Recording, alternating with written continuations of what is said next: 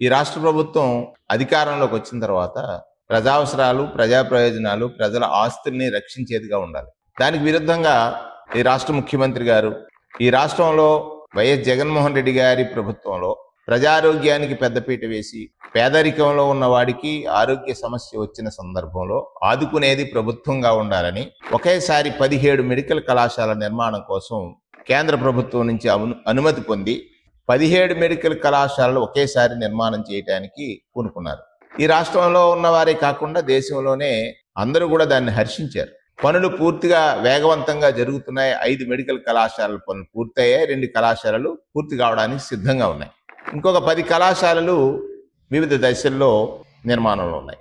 కానీ చంద్రబాబు నాయుడు గారు ఈ మెడికల్ కళాశాలల్ని ప్రైవేటీకరించాలని ప్రభుత్వం తన బాధ్యత నుంచి తప్పుకుంటూ ఒక నిర్ణయం తీసుకుని శరవేగంగా ప్రైవేటీకరణకు అడుగులు వేశారు. దీనిపై ప్రజాగ్రహం ఆయనకు తెలియజేయడం కోసం జగన్మోహన్ రెడ్డి గారు ఒక ఉద్యమానికి పిలుపునిచ్చి ప్రతి నియోజకవర్గంలో కనీసం 50,000 నుంచి 70,000 వరకు సంతకాలు సేకరించి గవర్నర్ గారికి వినతి ఇవ్వాలి, గవర్నర్ గారికి దీన్ని నివేదించాలనేటువంటి ఉద్దేశంతో 1,00,000 సంతకాల ఉద్యమాన్ని ప్రారంభించారు. ఇందులో భాగంగా తటస్థులు, మేధావులు, నిపుణులు, విద్యార్థులు, అన్ని వర్గాల వారు కూడా విశేషంగా ఈ మెడికల్ కళాశాలల 1,00,000 సంతకాల ఉద్యమంలో పాలు పంచుకుని ప్రతి గ్రామంలో కూడా స్వచ్ఛందంగా వచ్చి 1,00,000 సంతకాల ఉద్యమంలో పాల్గొంటున్నారు.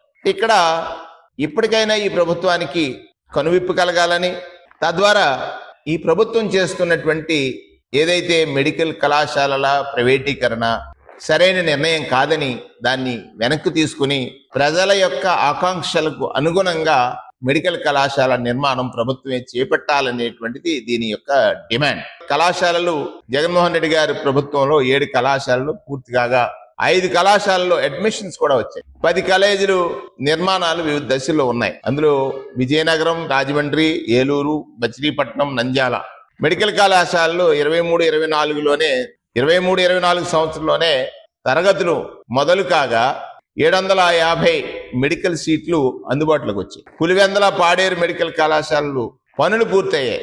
24-25 సంవత్సరాల తరగతులు కూడా ప్రారంభం కావలసి ఉంది.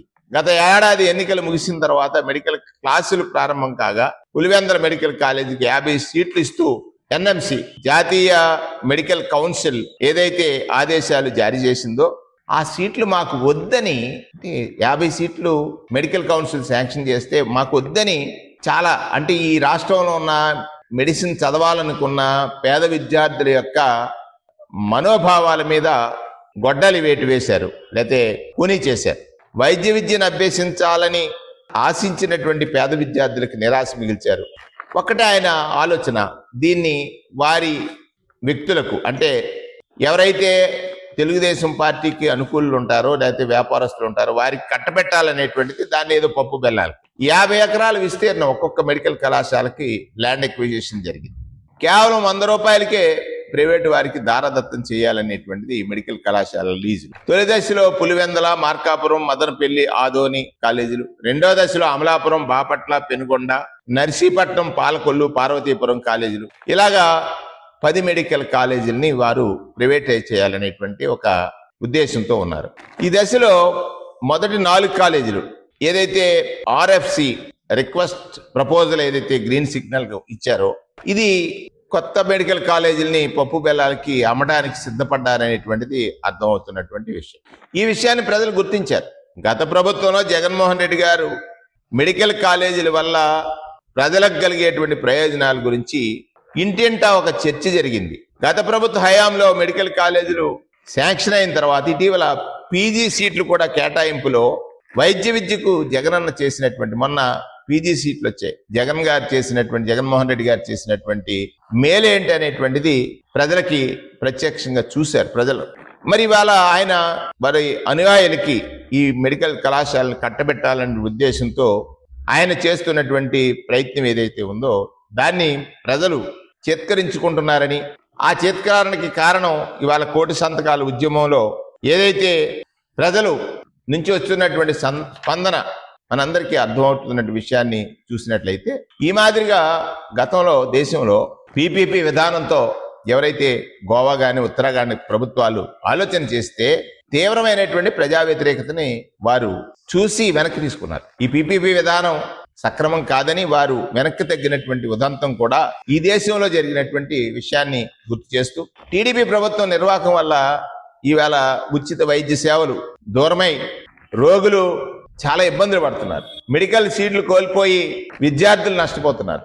మెడికల్ కళాశాలలు విధానాన్ని ఏదైతే జగన్మోహన్ రెడ్డి గారు తీసుకొచ్చారో ఆ రోజు టీడీపీ నాయకులు చాలా గగ్గోలు పెట్టేశారు. అంటే పేదవాడికి విద్య అందడానికి వీల్లేదు, వైద్యం అందడానికి వీల్లేదు, పేదవాడి భద్రతతో బ్రతకడానికి వీల్లేదు, పేదవాడు ఎప్పుడు కూడా పెద్దవాడి మీద ఆధారపడాలనేటువంటి వారి భావజాలం దానికి వ్యతిరేకత వచ్చేసింది. ఏమని ఆ రోజు కొలపెట్టారు? కన్వీనర్ కోటాలో అన్ని సీట్లు కూడా భర్తీ చేస్తామని ఆ రోజు లోకేష్ గారు యువగళంలో మాట్లాడాడు. జగన్మోహన్ రెడ్డి గారు తీసుకొచ్చిన విధానం కాదు, పూర్తిగా సీట్లన్నీ కూడా మేము కన్వీనర్ కోట లేకపోతే పేదలకే వచ్చేటట్టుగా చూస్తామని చెప్పారు. అబద్ధమే కదా అది. అధికారంలో రాకముందు ఏం చెప్పారు? వచ్చిన తర్వాత మీరు తీసుకున్న నిర్ణయం ఏంటి?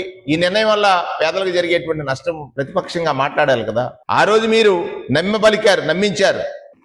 ఇవన్నీ కూడా ప్రజలు గమనిస్తున్నారనే విషయాన్ని మీరు చూడకుండా ఆ రోజు ప్రతి కళాశాలలో కూడా కన్వీనర్ కోటాకు సంబంధించిన సీట్లు కూడా పేదలకు ఇస్తామని చెప్పినటువంటి మీరు ఇవాళ 10 మెడికల్ కాలేజీలను అమ్మటానికి సిద్ధపడ్డారంటే దీనివల్ల ప్రయోజనాల గురించి ప్రజలకు తెలియదని మీరు అనుకుంటున్నారు. చోట మెడికల్ కాలేజ్ వస్తే ఆ ప్రాంతం చుట్టుపక్కల మల్టీ స్పెషాలిటీ వైద్యం అందుతుంది. సూపర్ స్పెషాలిటీ వైద్య నిపుణులు, నర్సులు, పారామెటర్ సిబ్బంది అందుబాటులోకి వస్తారు. మెడికల్ కాలేజీలకు అనుబంధంగా ఏర్పడే నర్సింగ్ కాలేజీల వల్ల పారామెడికల్ సిబ్బంది అలాగే వైద్య శిక్షణకు సంబంధించినటువంటి వల్ల అక్కడ మెడికల్ హబ్ గా ఒకటి ఏర్పడుతుంది. పారామెడికల్ సిబ్బంది అన్ని వచ్చిన తర్వాత ఒక హబ్ వస్తుంది. తర్వాత ఇక్కడ దానికి ఆర్థిక వ్యవస్థ బలపడేటువంటి ఒక పరిస్థితి ఉంది. అంటే ఇక్కడ మీరు అంటారు మా దగ్గర నిధులు లేవని. మెడికల్ కాలేజీలు నిర్మాణం చేయాలనుకున్నప్పుడు జగన్మోహన్ రెడ్డి గారు 8,480 కోట్ల అంచనా 17 మెడికల్ కళాశాలకు, దానిలో 3,000 కోట్లు ఆయన ఖర్చు చేశాడు. ఇప్పుడు మేము అడుగుతున్నది ఒకటే, 3,000 కోట్లు ఖర్చు చేసి 5 కళాశాలల నిర్మాణం పూర్తి చేసి విద్యార్థులు 2 సంవత్సరాలు పూర్తి చేసుకుంటున్నటువంటి తరుణం, సీట్లు భర్తీ అయినాయి. ఇక ఖర్చు చేయాల్సింది 5,000 కోట్లు. 2,30,000 కోట్లు అప్పులు చేశారే. పేదవాడు ఆరోగ్యం కోసం 5,000 కోట్లు ఖర్చు చేయడానికి మీరు ఎందుకని పేదల మీద కక్ష? ఖర్చు చేయడానికి మీరు మా దగ్గర డబ్బు లేదంటున్నారు. మీరు రోజు విమానాల్లో ప్రయాణం చేసే విధానం కానీ, మీరు ఏదైతే సభలు నిర్వహిస్తున్నారో దానికి అయ్యే ఖర్చు కానీ, మీరు యోగా డే ఖర్చు చేశారు. యోగా డే నిర్వహించి 300 కోట్లు ఖర్చు చేశారు. ఇవన్నీ దోబరా ఖర్చులు కదా. ప్రజలకు ఉపయోగపడేటువంటి ఈ కార్యక్రమం 1000 కోట్లు ఖర్చు పెడితే సంవత్సరానికి 5 ఏళ్లలో పూర్తయ్యేటువంటి ఈ మెడికల్ కళాశాలల నిర్మాణం పట్ల మీరు నిర్లక్ష్యం చేస్తున్నారంటే ఈ రాష్ట్ర ప్రయోజనాలను మీరు విస్మరిస్తున్నారు. ప్రైవేటీకరణ మీరు చేయాలనుకుంటున్నారు. దానిలో ప్రజలకు మీరు చెప్పాలి, ప్రైవేటీకరణ చేస్తే బోధనాసుపత్రుల్లో పేదలకు పూర్తి స్థాయి ఉచిత వైద్య సేవలు అందవు. ప్రైవేటీకరణ చేస్తే బోధనాసుపత్రుల్లో ఏదైతే టీచింగ్ హాస్పిటల్స్ ఉన్నాయో వాళ్ళకి ఫ్రీ ట్రీట్మెంట్స్ ఉండవు. రోగ నిర్ధారణ, ఇన్పేషెంట్ మెడిసిన్ ఛార్జెస్ ఇవన్నీ కూడా ఛార్జ్ చేస్తారు కదా. ఇది నథింగ్ బట్ ప్రైవేట్ హాస్పిటల్ కదా. వారు వ్యాపారం చేయడానికి వచ్చారు, పేదలకు సేవ చేయడానికి కాదు కదా. ఇవన్నీ కోల్పోయేటువంటి పరిస్థితులు ఉన్నాయని మీరు ప్రభుత్వంలో ఉండి తెలుసుకోకపోవడం అనేటువంటి దురదృష్టం. గత ఏడాది 750 మెడికల్ సీట్లు సమకూర్చాల్సి ఉన్న చంద్రబాబు నాయుడు గారు ప్రభుత్వ కక్షపూర్తి విధానాలతో 700 సీట్లు కోల్పోయాం. 2025, 2026 సుమారు 1,750 సీట్లు, అలా మొత్తంగా 2,450 మెడికల్ సీట్లు మన పిల్లలు కోల్పోతారు. ఇది గుర్తుపెట్టుకోవాలి.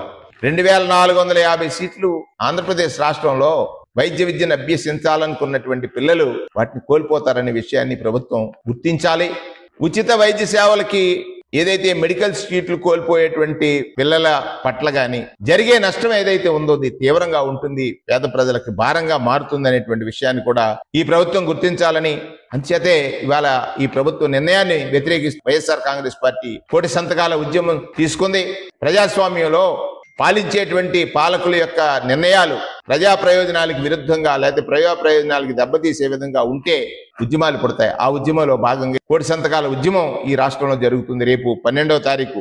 దానిలో భాగమే జిల్లాలో ఉన్నటువంటి అధికార యంత్రాంగం ఏదైతే ఉందో ప్రతి నియోజకవర్గంలో 175 నియోజకవర్గాల్లో ఉన్నటువంటి వైఎస్ఆర్ కాంగ్రెస్ పార్టీ శ్రేణులందరూ కూడా మాకు కలిసి వచ్చే నిజంగా ప్రజల గురించి ఆలోచించి ప్రజా ప్రయోజనాల గురించి ఆలోచించేటువంటి మేధావులు, తటస్థులు, విద్యార్థులు, వివిధ సంఘాల వారు, వివిధ పార్టీల వారిని కూడా ఆహ్వానిస్తేస్తున్నాం.